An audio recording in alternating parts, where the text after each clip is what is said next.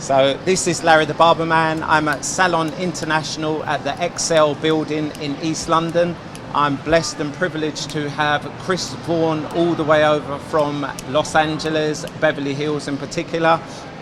If you've ever been to one of these hair and beauty shows, you're always going to see Chris on the Oster stand as an educational ambassador for them. So I've just grabbed Chris. This is a very impromptu interview, so I just want to find out a little bit about Chris, where he started and where he's going in barbering. And he works in the Beverly Hills and offers the highest level of service possible in the barbering industry. So I'm going to pick his brain a little bit to find out about his service as well. So Chris, welcome to London, welcome to Salon International. I'm not a barber, but this is a source of inspiration for barbers. So I always like to start off by asking where people started in barbering. So where did you start? What was your inspiration and motivation to become a barber? Oh, well, it goes way back far. But first of all, I have to make sure that they understand the moniker is like, I'm Chris Vaughan, Beverly Hills Barber. That's what most people actually know me by, on stage, Beverly Hills Barber. So I got started in the business. I'm like fourth generation barber, and my father, it was mandatory that I come help in the business. So I was raised in a hair salon, basically. The salon was in our house. So for me to get outside, to get to my basketball court, I had to walk through the salon. And one day, I was about 14 years old, my dad just kind of took the basketball out of my hand and told me to dribble the clippers. Right, okay, and he needed some help in the business. So. And this was in Beverly Hills as well, or was this a No, different where part? I was originally born is Buffalo, New York. New York. Oh, Yeah, okay. so Buffalo, New York. So how did you end up going to Beverly Hills, and how did you end up in Los Angeles? Well, number one, I always wanted to live in Los Angeles once I first saw the Rose Bowl in the wintertime, because Buffalo is really cold. In the wintertime, the Rose Bowl, it was like 75, 80 degrees. I was like 12 years old. I asked my parents, where are these people? And they were in the same country. They were in California. I was like, let's move to California. It's sunny. They have on shorts watching the football game on New Year's Day. What are we doing? So my parents told me to move there when I get grown, and that's what happened. Okay. And tell me a little bit about your gig with Oster, because like I said, it said in the introduction, if you go to any show, whether it's in the UK or America, you're kind of attached or bolted to Oster, so they obviously hold you in high regard. Tell me how you got this gig, because lots of barbers are inspired by what you do, and they would probably love to know how you got the opportunity to work with Oster as an educational ambassador. Yeah, well, it actually is kind of funny. It's really ironic how I did get the job with Oster, because when they first offered the job to me, they needed a West Coast representative for their company. And the criteria was they had to be able to cut hair with clippers and say their name. So that was the criteria. But when they first offered it to me, I turned the job down. And that was like 17 years ago. And I turned the job down because I had worked for companies in the past, wet line companies, like products companies. And it took so much preparation when you would do a hair show. Like 2 days before the show, you'd have to fly in, do a model search in the city. And if you're doing color or any type of chemical work on the hair, it'll be 2 days of prep before the shows even started. So, and then the pay was just okay at the time, and I decided I didn't want to do that. I can just make enough money staying in the salon and barber shop. So I turned the job down, Larry. Yeah, but thank goodness for a wonderful lady named Arlene Coute, who was the human resource manager at the time with Oster, and her best friend was a client of mine, and she called her best friend to see if she knew anyone that could cut hair and say their name at the same time. And she was like, well, the guy who styles my hair, he uses clippers. She had a really short haircut, and he could speak very well, so maybe you should try him out. So she tried me out, and but when they first told me, I turned it down. And then I sent another guy, say, oh, you got to try my friend Larry. And so I sent Larry down there. They hated Larry. It was a big meeting that they hated Larry. So she was like, I'm coming to see my girlfriend. When I come see my girlfriend in California, I'm going to get my hair styled by you. And when I get my hair styled by you, then we're going to talk about this gig. Yeah, so she actually forced me to take the job.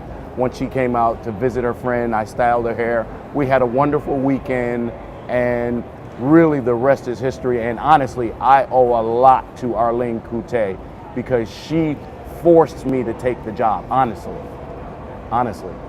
Perfect. And tell me a little bit about the clipper experience with Oster, because you kind of do things slightly different. Your signature line, to the best of my knowledge, is rotary motors and pivot motors. Rotary being with the Model 10, the 76, pivot being with the fast feeds. Tell me about this experience, because it's like an acquired clipper, isn't it? For lack of a better phrase. Yeah, definitely.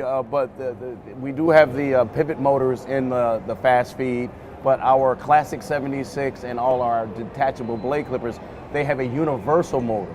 It's slightly different than a rotary motor, but our classic 76 is a staple in the industry. It's the #1 detachable blade clipper in the world, hands down. I don't care what anybody say.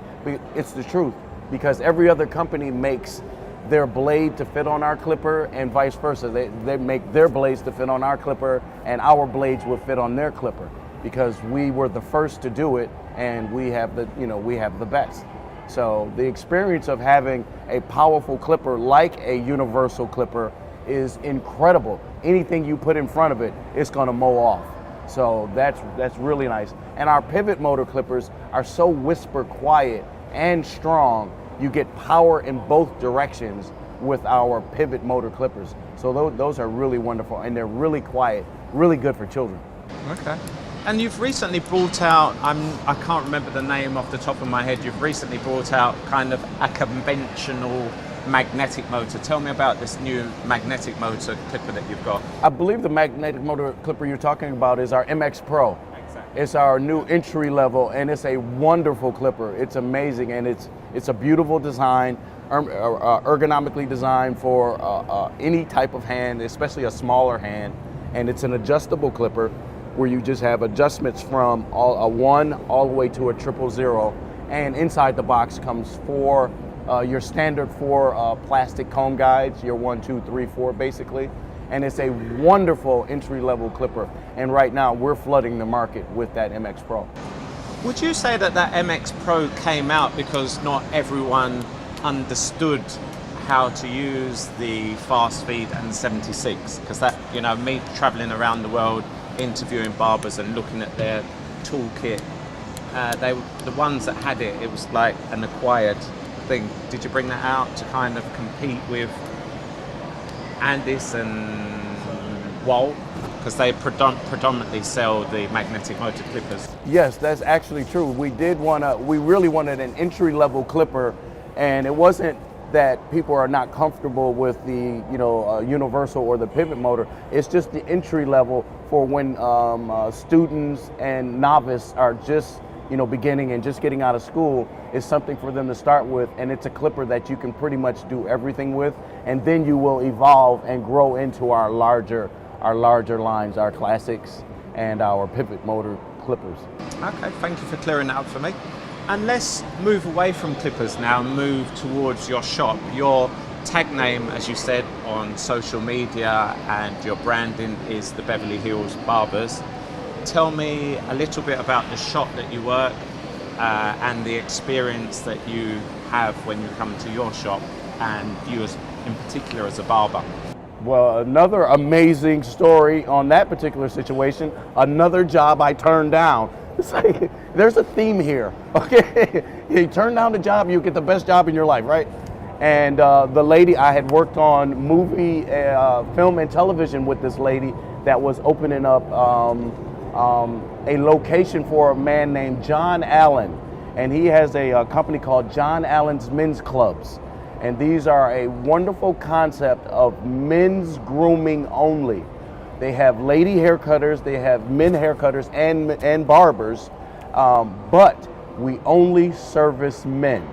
And he calls it a club because actually you can buy a membership, a yearly membership where you pay one price per year, and you can come in like every 2 weeks and get the full service. And what a John Allen's Men's Club full service is, it is a shampoo, a haircut, You get you a hot towel, like you're going to get a straight razor shave. You get your fingernails done, and you get a shoe shine. That's called a full service at John Allen's Men's Club, and that's what is involved in your membership when you pay whatever the membership fee is in that region, for the club. So it's a wonderful experience. Most guys don't get a chance to get the same experience as ladies get when they go to the spas. So this is like a spa for men, and it's gone over so well. It's amazing. So there's no walk-ins here. It's just strictly you're a member, you come in and you get the service. You can't walk in and experience the service off the street. No, you can. Actually, we do have a walk-in service as well, but most of our clients are members. And then when you have a client, they're coming back to you time after time after time. So they see the value in paying the one price and then coming in every couple weeks and just getting service. And they don't necessarily even have to go to the front desk, maybe just to rebook their appointment. And the only thing they have to do is just tip out their technicians, and then that's it. Just leave a little gratuity and they're on their way. I like the way you say that, little gratuity. Yeah. Tips run America. Yes, that's right. So, round the shop, what is it? It's just the barber shop, or have you got the clothes shop next to it? Tell me a little bit. Yes, it's really intertwined with the store, Saks Fifth Avenue. We're on the lower level of the famed Saks Fifth Avenue men's store. On the left, across the street, we have the ladies store, and then we have the men's store on the right. And in the men's store on the lower level, it was just storage space before John Allen partnered with them to put another location in Beverly Hills in Saks Fifth Avenue, because he's in Saks Fifth Avenue in New York as well. He's been in that location for over 10 years. So he partnered with them to put another location on the lower level, which was just storage and office space. So it was space that wasn't even being used.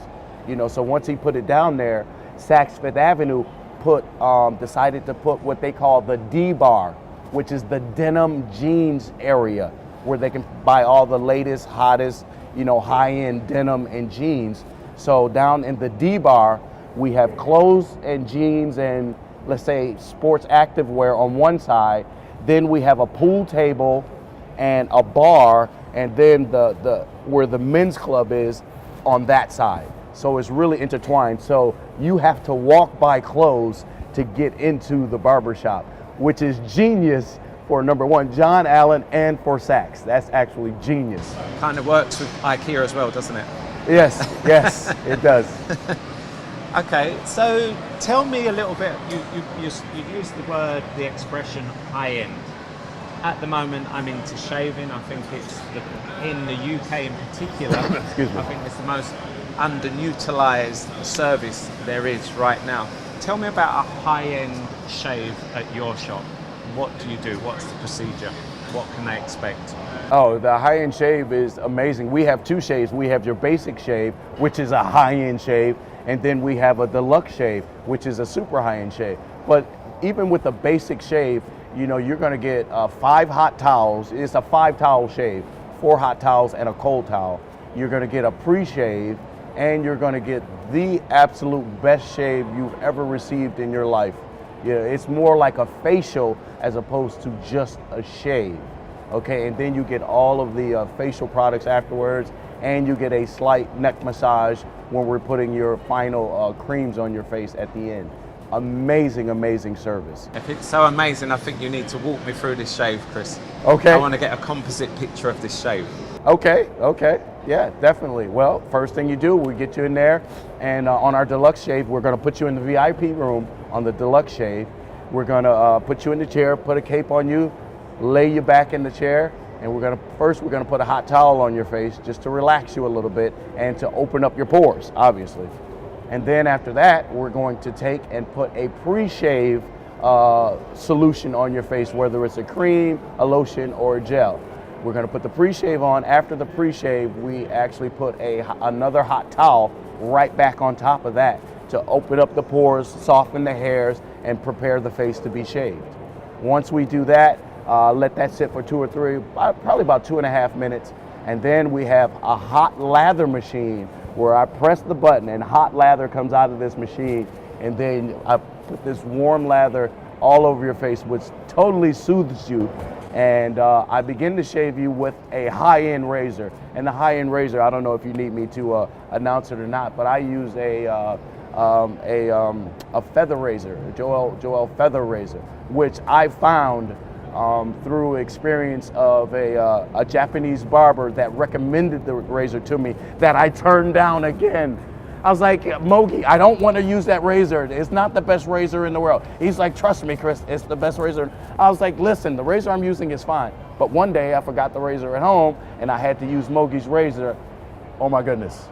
Oh my goodness. The absolute best razor in the world. Smooth. But the best thing about that particular razor is when you put the blade in, the cartridge that puts the razor blade into the blade housing, it's consistent every time. So it's the same length, it fits perfectly every time. With consistency is the key to success in anything. So it's very consistent. So once I got that razor, I knew I was onto something. So I began to shave you with that straight razor and in our 14-point, shaving method. And after we do that, then I will re-lather your face and then I will come with a second pass. Now, if you can go against the grain, some clients can go against the grain to make the shave closer. Some clients can only go with the grain. If you only go with the grain, then I'll take the same straight razor and make another pass with the grain. If you can go against the grain, then I'll put a Mach 3, which we call a safety razor, either a Mach 3 or a Fusion, those type of razors, and I can go against the grain and get you the closest shave you've ever had in your life without irritation. Okay. Why do you swap to the safety razor after to go against the grain? Because it's number one, it's much safer, because a lot of times going against the grain with a straight razor, you have a lot more room for error with that straight razor going against the grain. You can catch a pore or a follicle so much easier, and you can really nick and cut that much easier. But using the safety razor, you have 2 or 3 razors, and it's just a really smooth, easy pass, even against the grain, and you will get the absolute closest shave. Even more so than against the grain with a straight razor, if you take your time and you do 2 or 3 passes with that against the grain. Okay, and I've got another question for you. Why do barbers continue to use cutthroat razors when you could just use a safety razor with the feather blade all the way through the shave? Well, there are a few other uses of a straight razor, as far as if you have a beard, mustaches, any type of facial hair or goatee or anything. The straight razor is excellent to get the precise lines. If you're looking for, the really manicured beards and or mustaches or goatee areas or Van Dykes, whatever you want to call them, the straight razor puts the line on there really nicely, so it gets a really crisp line. And of course, the nostalgia of a straight razor. Come on, that's old school barber. And we were the surgeons, so we know how to wheel a razor. We were the surgeons back in the day. We did all operations on everything. So when they talk scalpel, the scalpel was a razor back in the day. So there seems to be a lot of passion in everything that you talk about. Do you educate as well? Do you? Yes. Tell me a little bit about your educational programs that you offer to other barbers. My educational programs are awesome because, number one, they're very basic.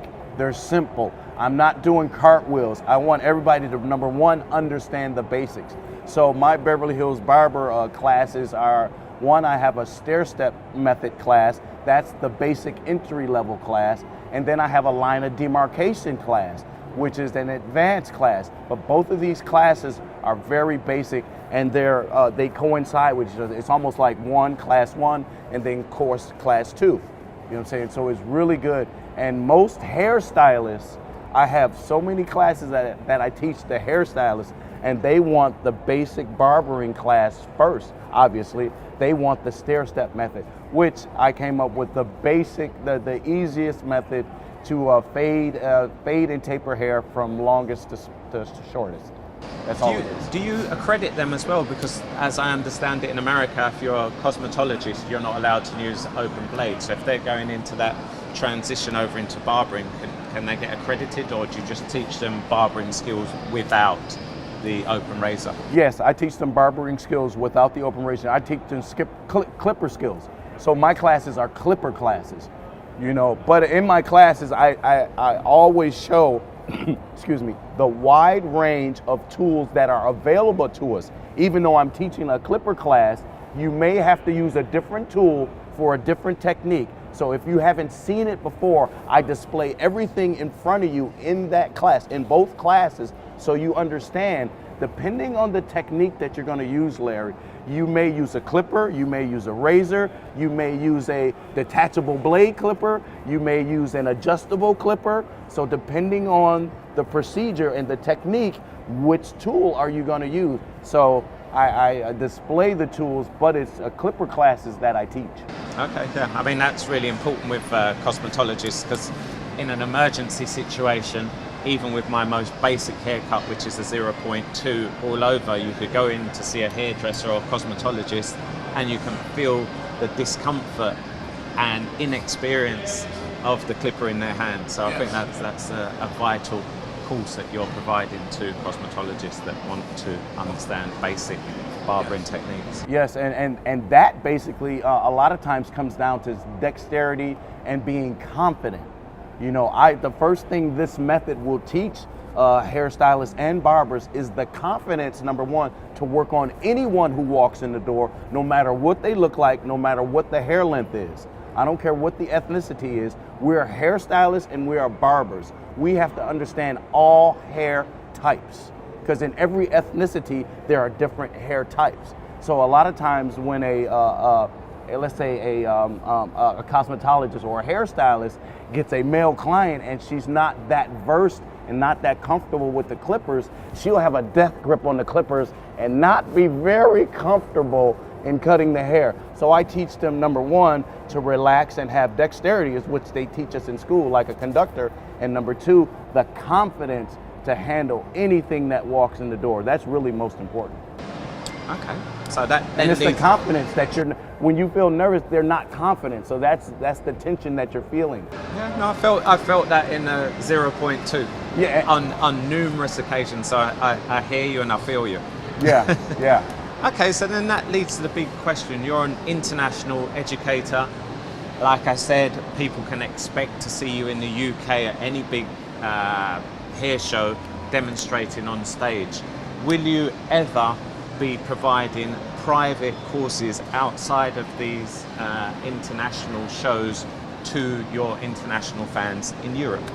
Yes, and actually a really good acquaintance of mine, no, this is like my brother, he's not an acquaintance, he's family now, Kevin Vorley.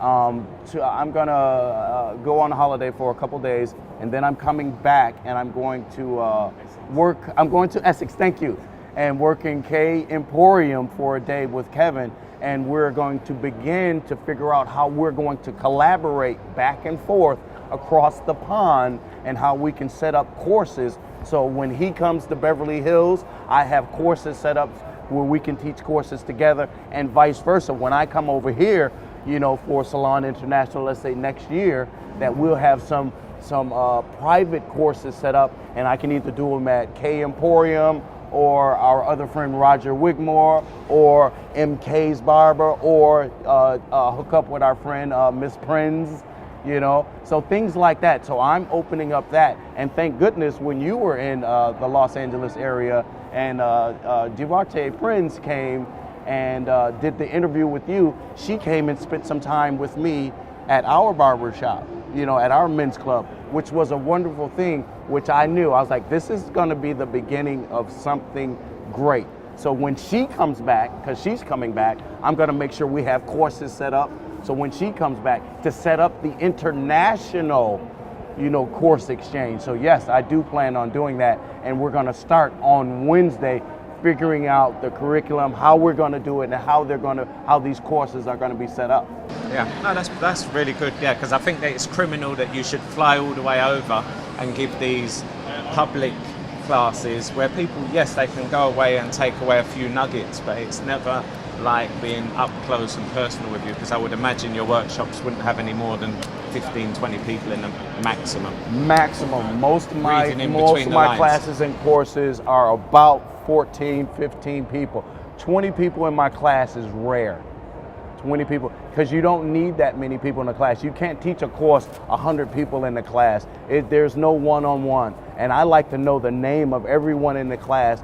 And number two, that helps them understand how important learning someone's name is.